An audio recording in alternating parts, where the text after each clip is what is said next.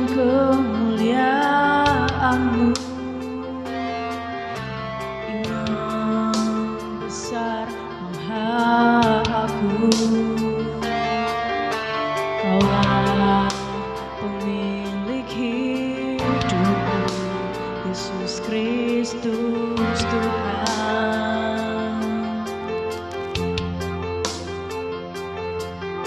Sujud di depan tahta-Mu, taklukkan seluruh hidupku. Dalam tangan-Mu penebus, Yesus Kristus Tuhan.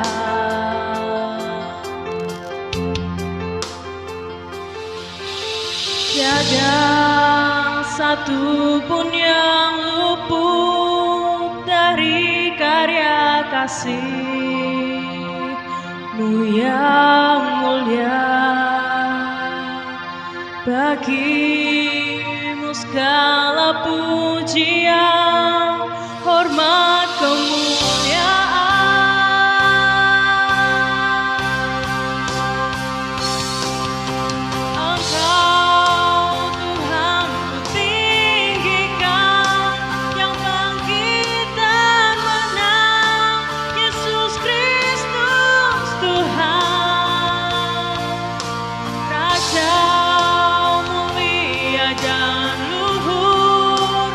Korban bagiku, selamatkan jiwaku.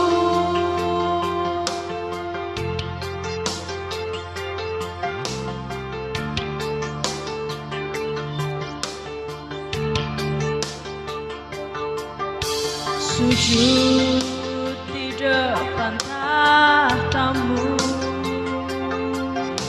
taklukkan seluruh hidupku. Dalam tangan-Mu penebus, Yesus Kristus Tuhan.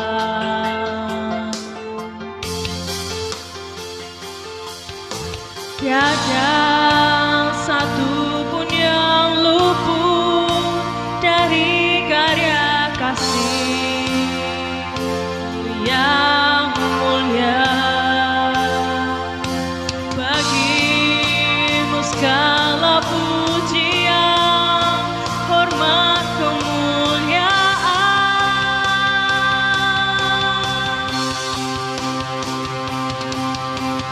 Engkau Tuhan ku tinggikan, yang bangkit dan menang, Yesus Kristus Tuhan. Raja mulia dan luhur, berkorban bagiku.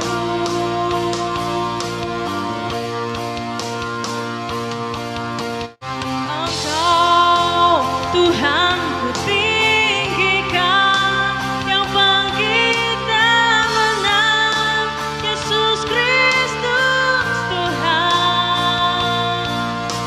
Raja mulia dan luhur, berkorban bagiku.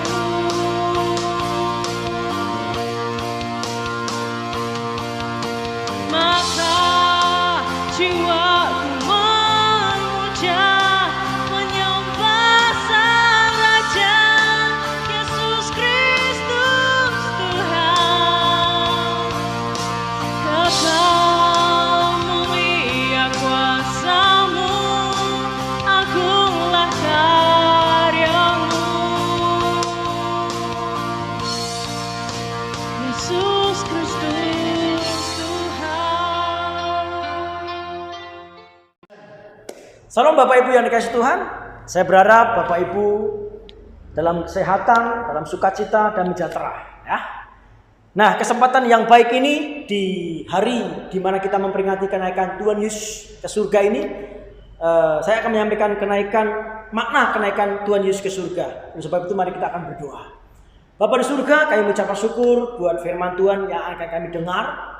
Urapi kami, urapi hamba-Mu, sehingga firman Tuhan ini membentuk, mencetak hidup kami. Kami mohon biarlah roh hikmat, wahyu, pengertian akan Tuhan tercurah dalam kehidupan kami. Kami siap mendengar dan siap melakukan firman Tuhan. Dalam nama Yesus yang penuh kuasa kami berdoa. Haleluya, amin. Ya, seperti yang saya tadi sampaikan, makna kenaikan Tuhan Yesus Kristus. Ya, mari Bapak Ibu yang di rumah atau yang di mana saja, kita akan buka dalam Kisah Para Rasul ayat 1. Ya, ayat 6 sampai dengan 9. Sudah dibuka? Oke, mari kita akan baca bersama-sama. Maka bertanyalah mereka yang berkumpul di situ, Tuhan, maukah Engkau pada masa ini memulihkan kerajaan bagi Israel? Ini sebuah pertanyaan murid-murid kepada Tuhan Yesus. Ya. Ayat yang ke-7, jawabnya, Yesus menjawab, Engkau tidak perlu mengetahui masa dan waktu yang ditetapkan Bapa sendiri menurut kuasanya. Jawaban Yesus, kamu nggak perlu tahu. Tetapi kamu akan menerima kuasa kalau Roh Kudus turun ke atas kamu. Nah, malah Tuhan jawabnya seperti itu. Malah kamu. Dan kamu akan menjadi saksiku di Yerusalem, di seluruh Yudea dan Samaria dan sampai ke ujung bumi. Nah, ini adalah sebuah hal yang menarik ini. Sementara murid-muridnya bertanya kepada Tuhan, malah sepertinya Tuhan, kamu. Murid-murid berharap Yesus memulihkan kerajaan Israel, tapi Yesus, kamu. Saya lanjutkan lagi ya. Sesudah ia mengatakan demikian, terangkatlah ia disaksikan oleh mereka, dan awan menutupnya dari pandangan mereka. Nah, ini kata-kata atau percakapan antara murid dengan Yesus sebelum Yesus naik ke surga. Ini menarik. Menariknya apa? Menariknya murid-murid berharap Yesus memulihkan kerajaan Israel, tapi justru Yesus menunjuk kamu, tetapi kamu. Saya lanjutkan lagi dalam Markus pasal 16. Ya, Markus 16. Ayo Bapak Ibu yang di rumah, dibuka dalam Markus 16 mulai dari 17. Ya, sudah ketemu semuanya?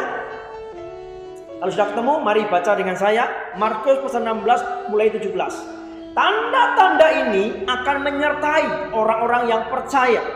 Mereka akan mengusir setan-setan demi namaku. Mereka akan berbicara dalam bahasa-bahasa yang baru bagi mereka. Mereka akan memegang ular, dan sekalipun mereka minum racun maut, mereka tidak akan mendapat celaka. Mereka akan meletakkan tangannya atas orang sakit dan orang itu akan sembuh. Sesudah Tuhan Yesus berbicara demikian kepada mereka, terangkatlah ia ke surga, lalu duduk di sebelah kanan Allah. Bapak Ibu, fakta tentang kenaikan Yesus ke surga ini sudah nyata-nyata disaksikan oleh banyak orang. Ya.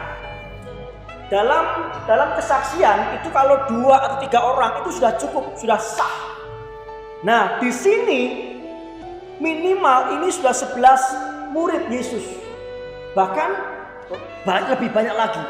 Jadi kenaikan Tuhan Yesus Kristus ke surga itu fakta yang sebenarnya, bukan hoax ya. Nah, demikian yang harus kita pelajari, demikian yang harus kita maknai. Apa makna kenaikan Yesus ke surga? Ya, hari ini saya akan berikan beberapa hal makna kenaikan Yesus. Yang pertama, kenaikan Yesus itu adalah kembali pada kemuliaannya. Jadi ketika Yesus naik ke surga, itu dia sedang kembali kepada kemuliaannya. Mari bersama dengan saya kita akan buka dalam Markus pasal 16 ayat 19 ya. Markus pasal 16 ayat 19. Sudah ketemu? Ya, kita akan baca bersama-sama Markus pasal 16 ayat 19. Sesudah Tuhan Yesus berbicara demikian kepada mereka, terangkatlah ia ke surga, lalu duduklah di sebelah kanan Allah. Versi mudah dibaca, setelah Tuhan Yesus berbicara dengan para pengikutnya, ia terangkat ke surga. Ia duduk di tempat yang paling terhormat di surga. Bahasa Indonesia sehari-hari, setelah Tuhan Yesus berbicara dengan mereka, ia diangkat ke surga. Di sana ia memerintah bersama dengan Allah. Nah, ini jelas berbicara mengenai kemuliaan yang dia terima di surga. Tempat yang paling terhormat di surga itu kemuliaan. Terus dia memerintah. Siapa yang memerintah di surga selain Allah yang penuh kemuliaan? Siapa yang duduk di tempat yang paling terhormat selain Allah yang penuh kemuliaan? Demikian juga 1 Timotius 3 ayat 16. Sudah ketemu? 1 Timotius pasal 3 16. Kalau sudah ketemu, baca bersama-sama dengan saya. Dan sesungguhnya agunglah rahasia kita. Dia yang telah menyatakan dirinya dalam rupa manusia, dibenarkan dalam roh, yang menampakkan dirinya kepada malaikat-malaikat, diberitakan di antara bangsa-bangsa yang tidak mengenal Allah, yang dipercaya di dalam dunia, diangkat dalam kemuliaan. Luar biasa ini. Jadi Tuhan Yesus Kristus setelah selesai misinya menyelamatkan manusia di bumi ini, dia kembali ke surga. Untuk apa? Untuk diangkat dalam kemuliaannya. Memang pada dasarnya Yesus itu dari surga turun ke bumi untuk menyelamatkan manusia. Lebih jelas lagi dalam Yesaya pasal 9 ayat 6. Coba kita buka ya. Yesaya pasal 9 ayat 6. Demikian firman Tuhan. Sebab seorang anak telah lahir untuk kita, seorang putra telah diberikan untuk kita. Lambang pemerintahnya ada di bahunya, dan namanya disebut orang penasihat ajaib, Allah perkasa, Bapa yang kekal, Raja damai. Jadi pada dasarnya memang Yesus itu sudah Allah yang Bapa yang perkasa, Raja damai, penasihat yang ajaib. Pada dasarnya memang seperti itu. Ketika menyelesaikan misinya menyelamatkan manusia di bumi, dia kembali ke surga.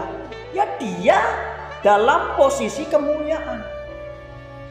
Nah, inilah makna dari kenaikan Yesus ke surga. Apa itu? Kembali pada kemuliaannya. Karena memang pada dasarnya dia Allah yang mulia, yang bertata di surga dan turun ke bumi untuk menyelamatkan manusia. Dan setelah selesai misinya, dia kembali dalam kemuliaannya.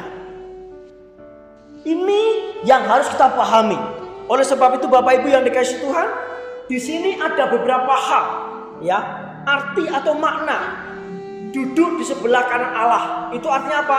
Penuh kemuliaan, penuh wibawa dan otoritas, menjadi raja di atas segala raja, yang menaklukkan segala kuasa maut baik di bumi, di surga maupun di bawah bumi. Bahkan karena kuasa itu semua lutut akan bertelut dan lidah mengaku Yesus Kristus adalah raja. Bapak Ibu yang dikasihi Tuhan, biarlah dengan kenaikan Yesus Kristus di surga ini kita semakin mengenal Dia.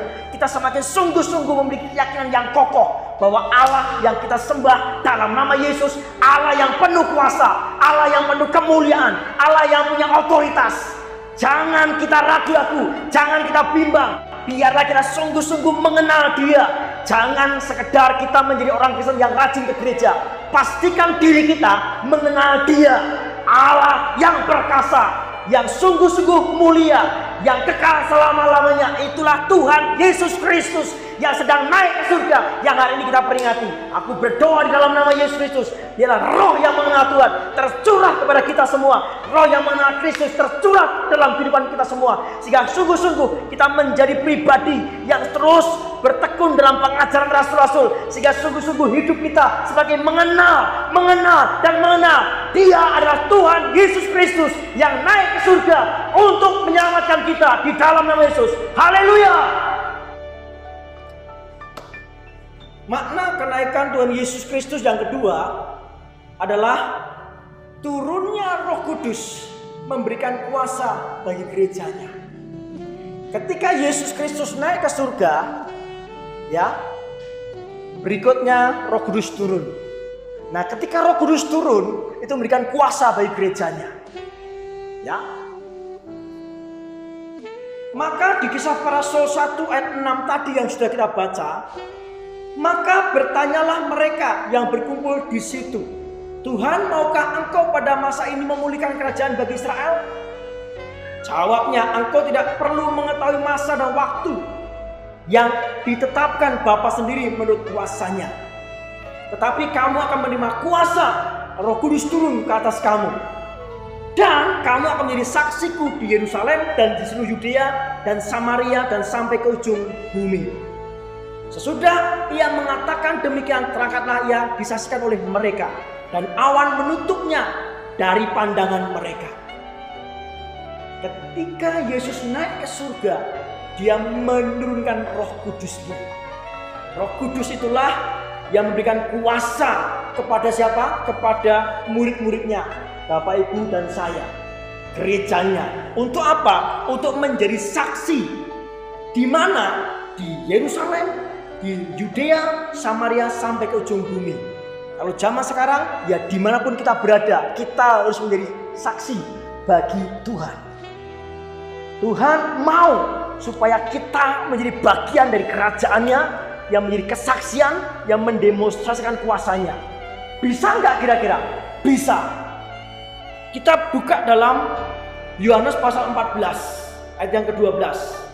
Aku berkata kepadamu, sesungguhnya barang siapa percaya kepadaku, Bapak, Ibu, dan saya percaya pada Tuhan Yesus, ia akan melakukan juga pekerjaan-pekerjaan yang aku lakukan.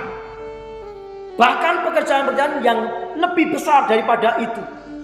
Jadi, di sini bicara mengenai pekerjaan-pekerjaan yang luar biasa yang pernah Yesus lakukan, itu akan kita lakukan. Bahkan lebih lagi, menariknya di sini. Bahkan pekerjaan-pekerjaan yang lebih besar daripada itu, sebab aku pergi kepada Bapa. Ketika Yesus pergi kepada Bapa ke surga, itu mewariskan sebuah pekerjaan besar, bahkan lebih besar yang Yesus lakukan. Itulah sebabnya Tuhan mau kitalah yang akan memulihkan segala sesuatu. Tadi di Kisah Para Rasul 6, murid-murid bertanya, Tuhan, kapan Tuhan akan memulihkan kerajaan Israel? Tuhan ngomong, Tuhan berkata, tetapi kamu. Jadi Bapak Ibu, Tuhan mau supaya kitalah yang harus menjadi bagian kerajaan surga yang dipakai Tuhan, mewakili Tuhan di muka bumi ini, memulihkan segala sesuatu. Gereja Tuhan saatnya bangkit, mewakili Tuhan di muka bumi ini, menjadi wakilnya Tuhan. Ya, Yohanes 14 tadi dikatakan jelas, aku berkata kepadamu, sesungguhnya barang siapa percaya kepadaku, ia akan melakukan juga pekerjaan-pekerjaan yang aku lakukan. Bahkan pekerjaan-pekerjaan yang lebih besar daripada itu. Sebab aku pergi kepada Bapa. Jadi kenaikan Yesus ke surga itu menurunkan Roh Kudus. Roh Kudus itulah yang membuat kita melakukan perkara yang besar. Roh Kudus itulah yang membuat kita melakukan perkara yang hebat, bahkan yang lebih daripada Yesus lakukan. Menjadi keliru kalau kita orang Kristen tapi kita biasa-biasa saja.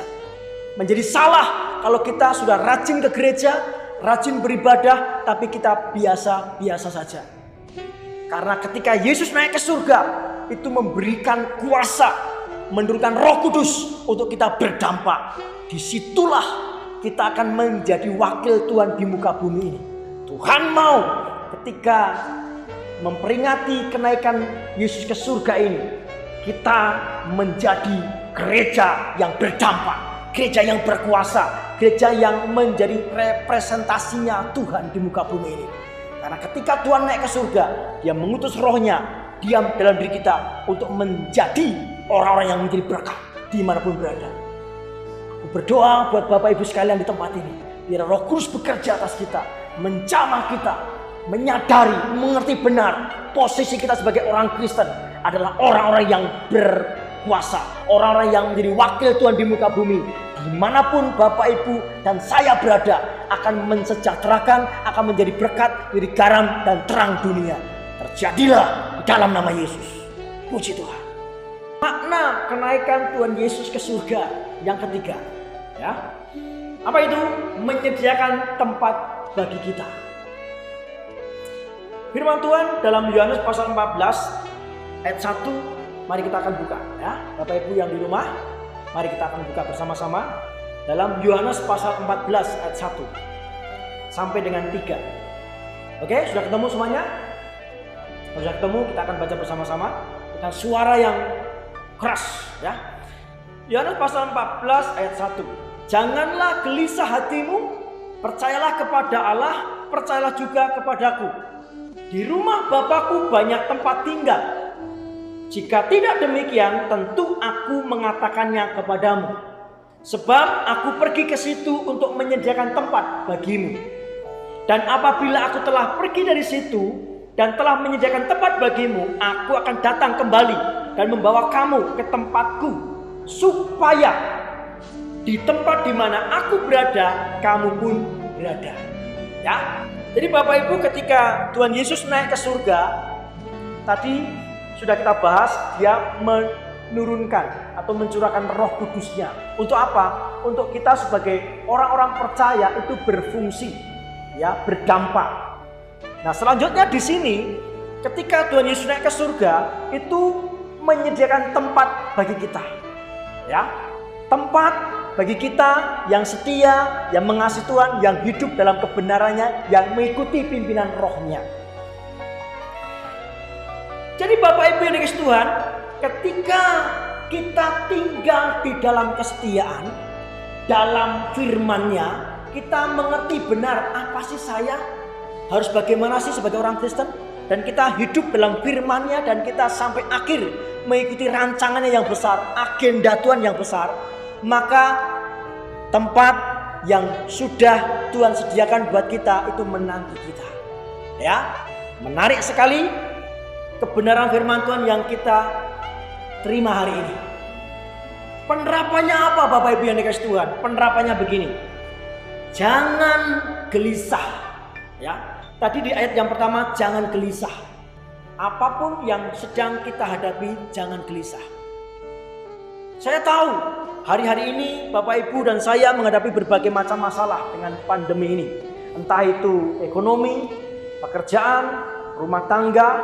Tapi firman Tuhan jelas mengatakan jangan gelisah, ya. Tetapi apa? Percayalah, ya. Jelas tadi dikatakan janganlah gelisah hatimu. Percayalah kepada Allah dan percayalah kepadaku. Jangan gelisah.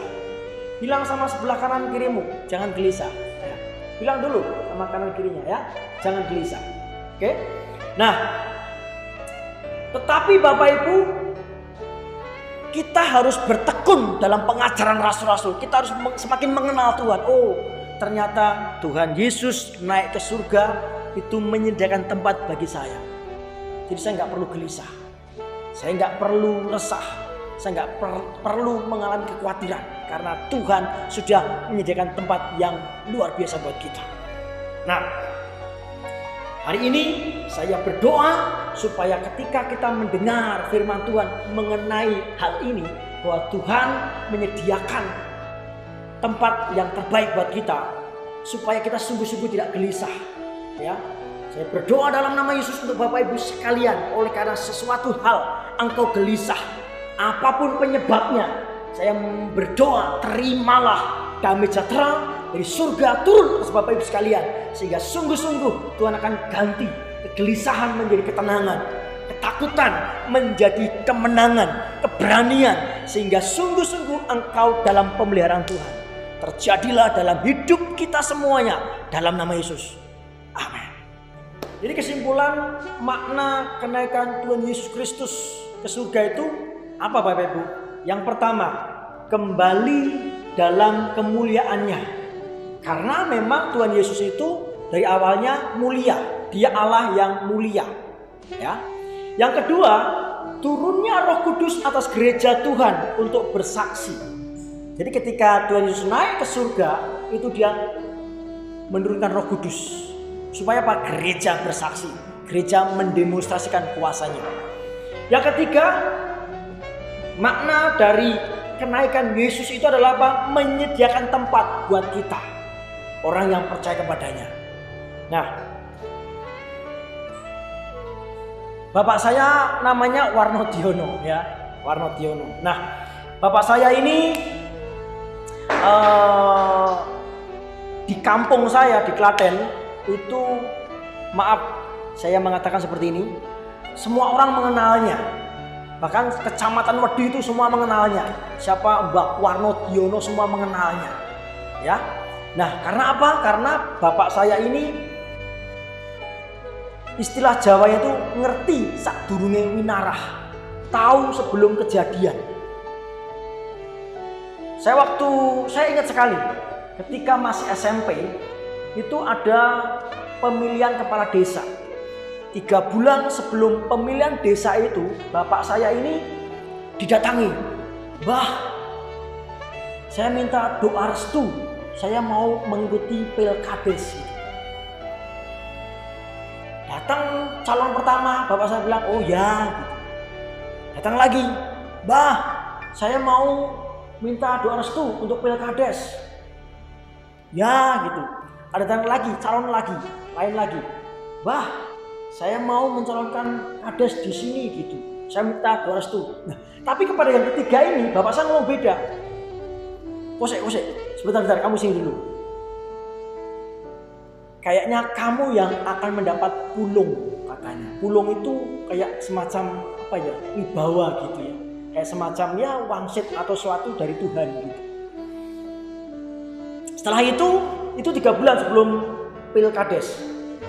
Nah, setelah hal itu terjadi, malam pemilihan itu semua ngumpul, termasuk bapak saya di rumahnya orang itu, si calon itu ya.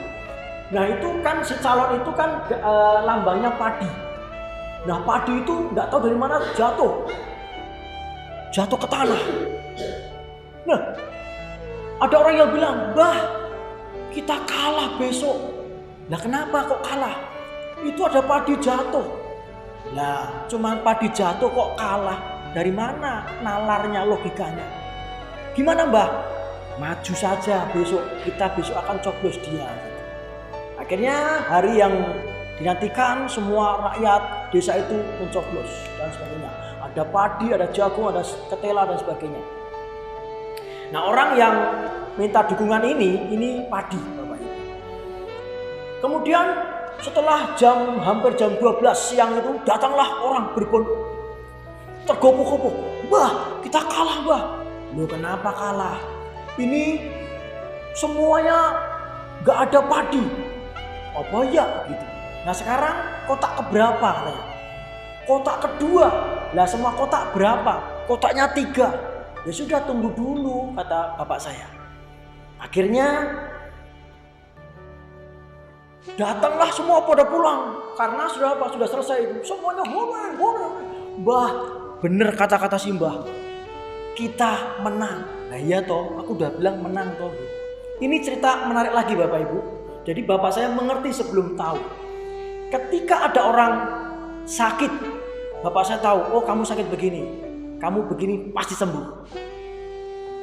Ketika ada orang yang kerasukan setan atau ketempelan dan sebagainya, bapak saya cuma bilang aja, kamu keluar gitu.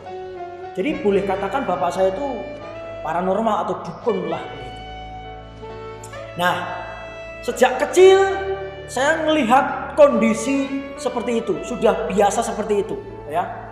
Dan yang menarik sampai sekarang saya ingat, habis mandi bapak saya selalu sujud sujud gitu. Dia selalu sujud, bertelut gitu. Itu saya perhatikan hampir 20-30 menit. Setiap hari habis mandi dia langsung ke kamar, dia sujud. Itu tuh menggores di hati saya. Berjalannya waktu, saya lulus STM, saya langsung pindah ke kota Tegal.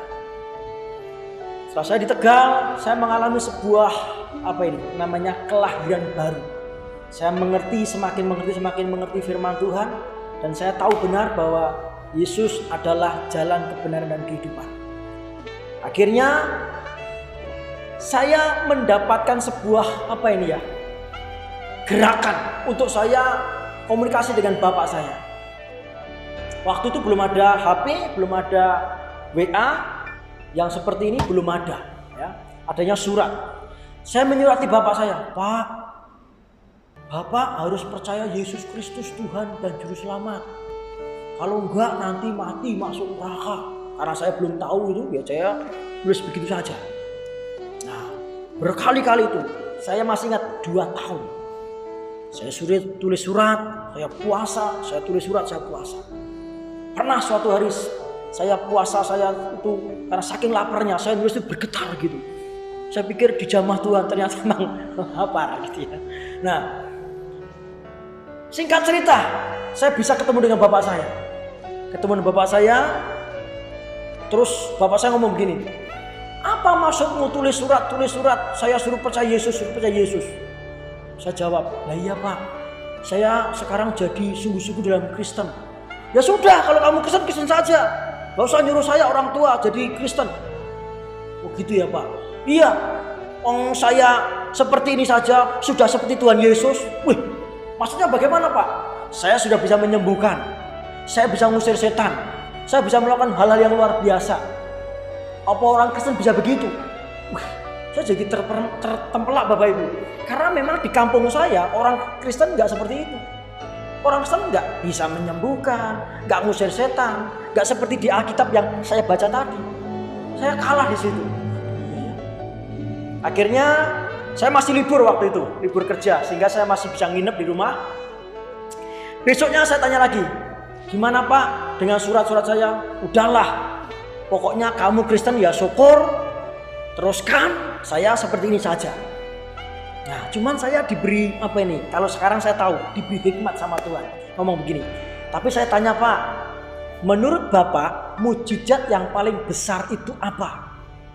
Dia jawab begini, mukjizat yang paling besar adalah ketika kita menjadi berkat bagi orang lain. Istilah Jawanya migunani tumrap sesami.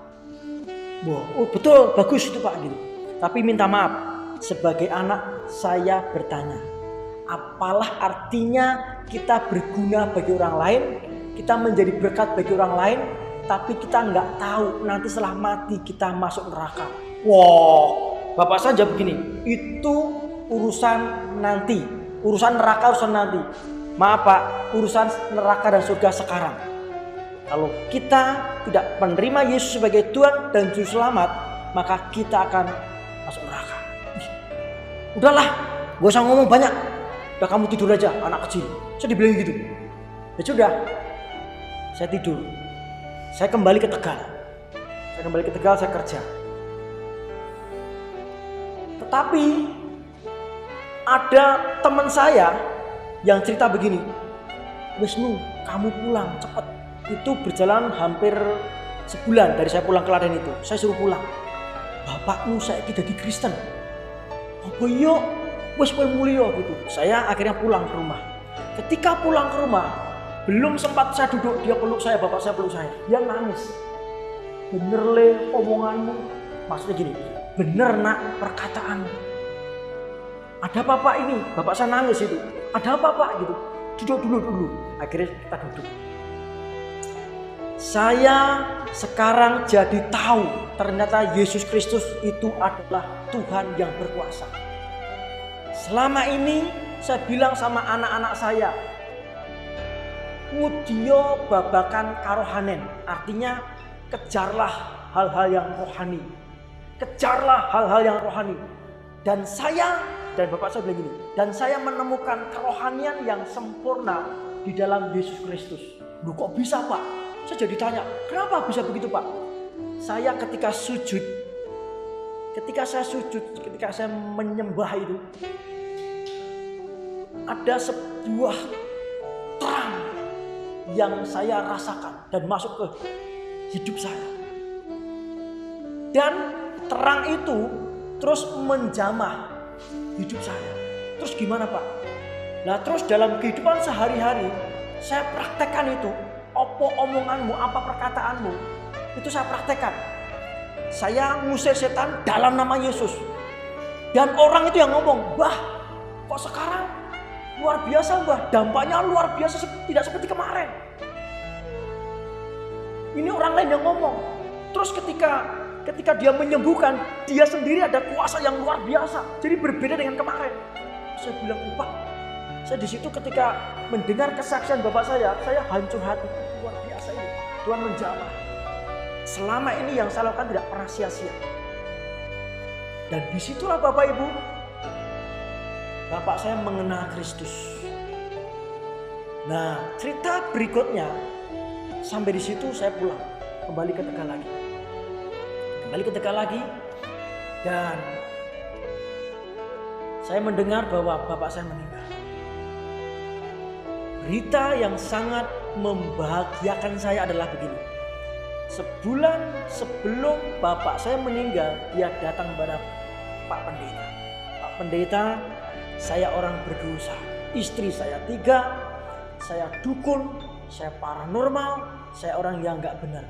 Tapi hari ini saya mau menerima Yesus Kristus sebagai Tuhan dan Juru Selamat." Dan setelah itu dia meninggal. Dan menarik, ketika dia mau meninggal, dia mandi, dia cukur, dia potong rambut ke tukang cukur. Setelah itu dia rebahan sebentar dan dia merasa sakit. Akhirnya ibu saya atau keluarga saya memanggil angkot atau mobil lah gitu. Dan bapak saya mau digotong sama yang lain, nggak usah digotong. Saya naik sendiri. Dia naik sendiri ke mobil itu sampai di rumah sakit. Dari kesaksian yang saya sampaikan ini Bapak Ibu, saya mendapatkan sebuah kebenaran seperti ini. Sampai hari ini Tuhan terus bekerja untuk menyelamatkan manusia. Dan saya percaya hari-hari ini adalah hari-hari di mana Tuhan akan menjamah, akan melawat orang-orang.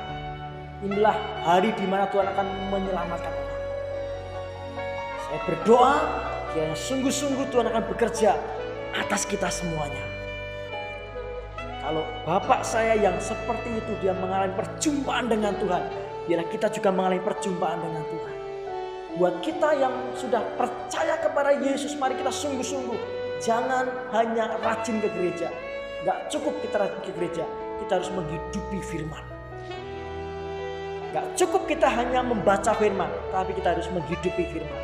Gak cukup KTP kita Kristen, tapi kita harus menghidupi firman, mengenal Dia lebih sungguh. Biarlah Tuhan memberkati kita, biar Tuhan campur tangan atas kita semua. Sebelum mengakhiri ini semuanya, mari kita akan menyanyikan sebuah pujian. Kiranya Tuhan memberkati kita semua. Haleluya. Tuhan ku tinggikan, yang bangkit dan menang, Yesus Kristus Tuhan. Kami berdoa pada hari ini, biarlah sungguh-sungguh Roh Kudus yang dicurahkan itu menjamah, melawat setiap kami semua yang mendengar, yang mengikuti kebaktian online pada hari ini Tuhan. Tuhan, kalau puluhan tahun yang lalu Engkau menjamah, Engkau melawat orang tua saya sehingga mereka mengalami encounter dengan Tuhan. Aku berdoa hari-hari ini biarlah encounter, perjumpaan dengan Tuhan terjadi atas setiap kami semua di dalam nama Yesus. Keselamatan terjadi di mana-mana.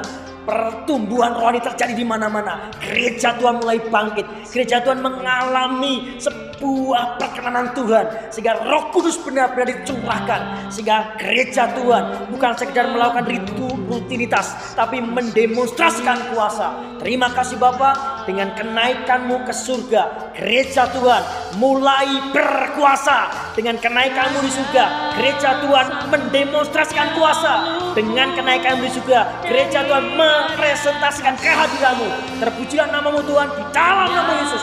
Kami mengucapkan syukur. Haleluya. Amin. Bagimu segala puji.